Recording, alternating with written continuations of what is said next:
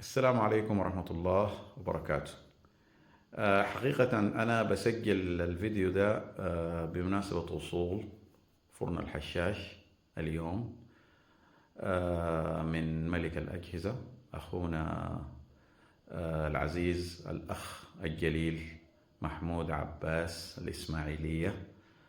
ووصلنا فرن الحشاش الجديد اللي هو الجامبو المقاس 102 في 75 مع القاعدة تبعه، طلبناها من الأخ محمود ملك الأجهزة، ومعاه كل هذه الإضافات، وهو طبعا مشكور شكر جزيل.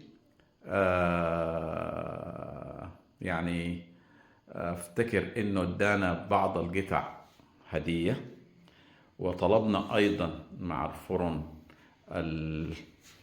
الرف الداخلي. هذا هو الرف الداخلي، ده الرف الداخلي اللي هو ده ممكن احنا الحقيقة خاتين عليه صواني. انا عاوز اشرح.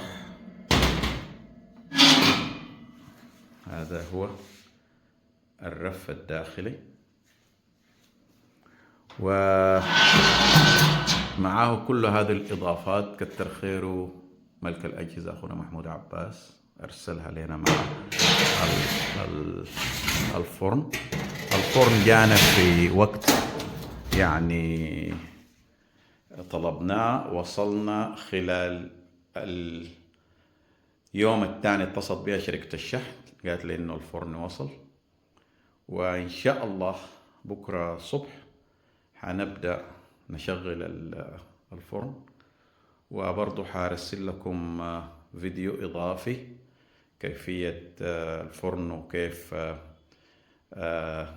احنا حنشغل فيه بعض المخبوزات والعيش الرغيف.